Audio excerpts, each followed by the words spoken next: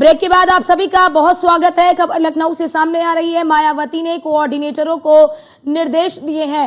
निर्देश के बाद कोऑर्डिनेटरों ने घोषित किए प्रत्याशी 3 से 5 सीटों में पर्चा दाखिल करने के निर्देश दिए गए हैं। कोऑर्डिनेटरों को ये नामांकन की जो जिम्मेदारी है वो सौंपी गई है।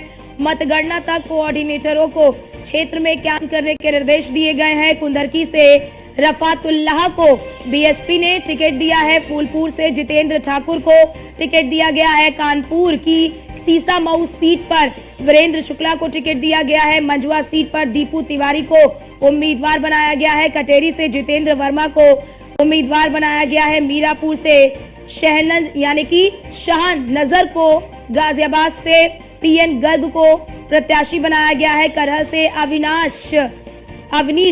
अवनीश कुमार शाक्य को प्रत्याशी बनाया गया है।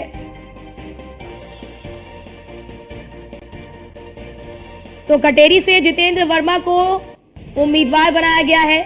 ये बड़ी जानकारी आपको दे दे। मीरापुर से शाह नजर को, गाजियाबाद से पीएन गर्ग को, करहल से अवनीश कुमार शाक्य को टिकट दिया गया है। लखनऊ से ये बड़ी खबर। मायावती ने कोऑर्डिनेटरों को निर्देश दिए हैं। निर्देश के बाद कोऑर्डिनेटरों ने प्रत्याशी घोषित किए और कोऑर्डिनेटरों को सौंपी गई है नामांकन की जिम्मेदारी। मतगणना तक कोऑर्डिनेटर को क्षेत्र में कैंप करने के निर्देश यानी कि कैंप के निर्देश दिए गए हैं। कुंदरगी से रफातुल्लाह को टिकट दिया गया है। फूलपुर से जितेंद्र ठाकुर को टिकट दिया गया है। कानपुर की सीसामऊ सीट पर वीरेंद्र शुक्ला को उम्मीदवार बनाया गया है। मंझवा सीट पर दीपू तिवारी को उम्मीदवार बनाया गया है। ये वो तमाम नाम है, तमाम प्रत्याशी जिन्हें उपचुनाव में उतारा गया है। कटेरी से जितेंद्र वर्मा को टिकट दिया गया है। मीरापुर की बात कर ले तो मीरापुर से शाह नजर को और गाजियाबाद से पीएन गर्ग को।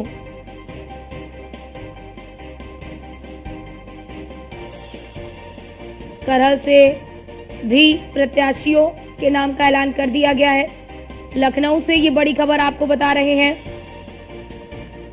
कि बसपा सुप्रीमो मायावती ने कोऑर्डिनेटरों को निर्देश दिए हैं और निर्देश के बाद कोऑर्डिनेटरों ने प्रत्याशियों के नाम का ऐलान कर दिया है और इन्हीं कोऑर्डिनेटरों को नामांकन की पूरी जिम्मेदारी सौंपी गई है।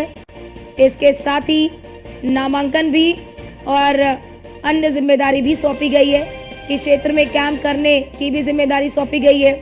मतगणना तक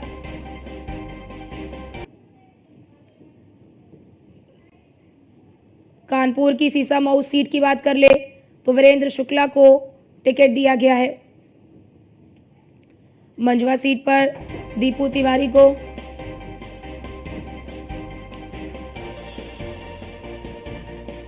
कटेरी से जितेंद्र वर्मा को,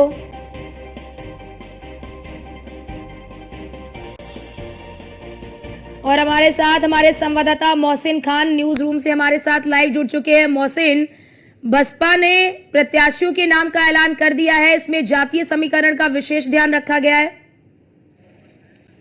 देखिए, बिल्कुल जाहिर तौर पर अर्चना, जिस तरह से बहुजन समाज पार्टी उपचुनाव में अपनी किस्मत आजमाने के लिए उतरी है और उत्तर प्रदेश में अपनी खोई हुई राजनीतिक ज़मीन को वापस लाने की कोशिश में जो जद्दोजहद बहुजन समाज पार्टी कर रही है, उसमें बहुजन समाज पार्टी ने सभी सीटों पर अपने प्रत्याशियों के नामों का ऐलान कर दिया है और बिल्कुल जाहिर तौर पर हर एक सीट पर जातीय समीकरण को नज़र में रखा है और इसी वजह से जो है कई जगह पर बहुजन समाज पार्टी ने टिकट काटे हैं। सबसे पहले हम बात कर लेते हैं गाजियाबाद की, जहाँ पर रवि गौतम को पहले टिकट दिया गया था, लेकिन उसके बाद में जैसे ही दूसरी पार्टियों ने अपने पत्ते खोलने शुरू किए और अपनी जोर आजमाइश शुरू की, वैसे ही गाजियाबाद में जो है बहुजन समाज पार्टी ने दोबारा से समीक्षा की और रवि गौतम के टिकट को काट दिया। और हालांकि उसके बाद में रवि गौतम ने तमाम आरोप बहुजन समाज पार्टी पर लगाए थे, लेकिन उसके बाद में अब पीएन गर्ग को बहुजन समाज पार्टी ने यहाँ से अपना प्रत्याशी बनाया। ये बड़ा महत्वपूर्ण हो जाता है क्योंकि जो गाजियाबाद सदर सीट है वो उस पर जो वैश्य मतदाता है यानी कि जो बनिया मतदाता है उसकी संख्या काफ़ी ज़्यादा है, क्योंकि यहाँ से इससे पहले भी बहुजन समाज पार्टी सुरेश बंसल को यहाँ से चुनाव लड़ा चुकी है और सुरेश बंसल चुनाव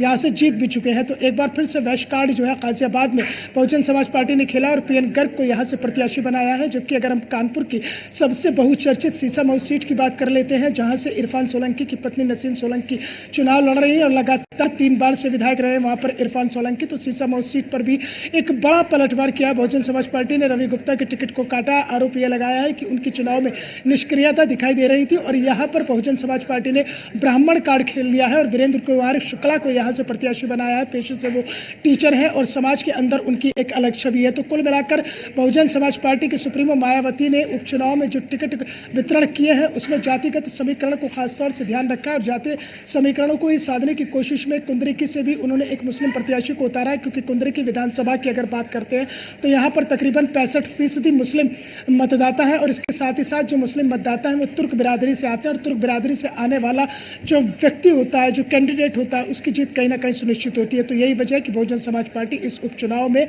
हर एक प्रत्याशी की पूरी जांच पड़ताल करके हमने और आपने देखा भी था कि जिस वक्त रवि गौतम का टिकट काटा गया था और उसके अलावा कई और प्रत्याशियों के टिकट काटने की चर्चाएं चल रही थी, तो बहुजन समाज पार्टी की ओर से जो नेताओं के थे वो ये बयान सामने आए थे कि बेदाग छवि का प्रत्याशी होना चाहिए, वो कोई भी अपनी जानकारी न छुपाए। जो गाजियाबाद सदर सीट से जो रवि गौतम को पहले टिकट डिक्लेयर किया गया था उसमें ये आरोप लगे थे कि उन्होंने पैसे लेकर टिकट दिया है, लेकिन बहुजन समाज पार्टी की ओर से बयान आया था कि रवि गौतम ने अपनी जानकारी को छुपाया था, उनके खिलाफ मुकदमा दर्ज था। तो बहुजन समाज पार्टी नहीं चाहती है कि कोई भी दागदार छवि का प्रत्याशी जनता के बीच में जाए। यानी कि कुल मिलाकर बहुजन समाज पार्टी न केवल सोशल इंजीनियरिंग के फॉर्मूले को अपना रही है बल्कि हर एक उस पैमाने को अपने प्रत्याशियों की कसौटी पर खरा उतरने की कोशिश कर रही है ताकि जनता के बीच में जाकर बहुजन समाज पार्टी की एक अलग छवि जाए। और इसलिए जो बहुजन समाज पार्टी के सुप्रीमो है मायावती, वो खुद इस बार इस उपचुनाव को लीड कर रही हैं और एक एक सीट की वो खुद समीक्षा कर रही हैं। और यही वजह है कि जिस तरह से 6 सीटों पर समाजवादी पार्टी ने अपने प्रत्याशियों का ऐलान किया, हालांकि मीरापुर सीट पर भी समाजवादी पार्टी ने अपना प्रत्याशी उतार दिया है, उसके बाद में बहुजन समाज पार्टी ने अब सभी कोऑर्डिनेटर की मीटिंग भी बुलाई है और ये कहा है कि मतगणना तक आप अपने अपने क्षेत्र में कैंप करेंगे। यानी कि मायावती जानती है कि चुनाव को अगर जीतना है तो सबसे पहले बूथ को जीतना होगा और हर एक गतिविधि पर नजर बनानी होगी, क्योंकि आमतौर पर यह देखा गया लोकसभा चुनाव 2024 में बिल्कुल बिल्कुल मोहसिन, क्योंकि देखिए अब मायावती भी ये समझ रही है कि सोशल मीडिया पर एक्टिव होने से कुछ नहीं होगा, आपको सक्रियता जमीन पर भी दिखानी होगी। क्योंकि हमने लोकसभा के चुनाव में देखा कि बसपा किस तरह से जितनी सोशल मीडिया पर एक्टिव थी, जितनी सक्रिय सोशल मीडिया पर थी, उतनी ज्यादा धरातल पर नजर नहीं आई और कहीं ना कहीं इस बात को मायावती बखूबी समझ गई है और यही वजह है कि लगातार तमाम जो कोऑर्डिनेटर्स हैं उन्हें भी निर्देश करते हुए नजर आ रही है। लेकिन जरा ये बताइए मोहसिन, इन तमाम उम्मीदवारों में, इन तमाम प्रत्याशियों में नए चेहरे कितने हैं? देखिए अर्चना, बता दें कि जो उपचुनाव में किस्मत आजमाने के लिए बहुजन समाज पार्टी ने प्रत्याशियों को चुनावी मैदान में उतारा है, उसमें ज़्यादातर जो चेहरे हैं वो नए हैं। नए चेहरों पर दाव खेला है ताकि जनता के बीच में एक नई छवि के और नए चेहरे जाए। वीरेंद्र कुमार शुक्ला की अगर बात कर लें, जो सीसामऊ सीट से अभी हाल ही में प्रत्याशी घोषित किए गए हैं, क्योंकि पिछले 32 साल से वो शिक्षा के क्षेत्र में काम कर रहे हैं और पेशे से वो टीचर है, तो उनके बीच जो जनता की छवि है वो एक अलग ही छवि है। इसके साथ ही अगर बात करते हैं पीएन गर्ग हैं, वो समाज सेवी रहे हैं और समाज सेवा के क्षेत्र में लगातार काम करते रहे। तो बहुजन समाज पार्टी ने इसमें कई नए चेहरे, कई चौंकाने वाले नाम भी जो है जनता के बीच में रखे हैं, क्योंकि हमेशा से देखा गया कि बहुजन समाज पार्टी में जो भी प्रत्याशी चुनावी मैदान में उतरता है वो कहीं ना कहीं पार्टी से या किसी न किसी कैडर से या किसी न किसी फ्रंटल से जुड़ा होता है। लेकिन इसमें कई चेहरे ऐसे हैं जो ना तो किसी फ्रंटल से जुड़े हैं और ना ही किसी संगठन के स्तर पर उन्होंने कोई शुरुआत में कोई काम किया, हालांकि पार्टी के अंदर वो लगातार सक्रिय रहे हैं। तो ऐसे नेताओं को बहुजन समाज पार्टी ने जनता के बीच में भेजने का काम किया ताकि उपचुनाव से एक नई तस्वीर और 27 के सेमीफाइनल के रूप में जो इस उपचुनाव को देखा जा रहा है उसमें बहुजन समाज पार्टी का कम से कम प्रदर्शन बेहतर हो, इसे बहुजन समाज पार्टी भी समझने की कोशिश कर रही है, परखने की कोशिश कर रही है। जैसा आपने जिक्र किया कि लोकसभा चुनाव 2024 में जिस तरह से बहुजन समाज पार्टी का हश्र हुआ और जो उसका कैडर वोट बैंक था, यानी कि जो दलित वोट बैंक था, वो भी उससे कहीं ना कहीं खिसका है। इस बात को मायावती अच्छी तरह से समझ गई है और इसीलिए अब वो हर वो फॉर्मूला अपना रही है जिससे कि वो बिल्कुल मोहसिन हर फॉर्मूला अपना रही हैं और दलितों को भी एकजुट होने का संदेश दे रही हैं। लगातार आप हमारे साथ बने रहिए, आपके पास लौटते हैं। आपने महत्वपूर्ण जानकारी हमारे दर्शकों तक साझा की कि किस तरह से जातीय समीकरण को साधने की कोशिश बसपा सुप्रीमो मायावती ने अपने प्रत्याशियों के जरिए की है।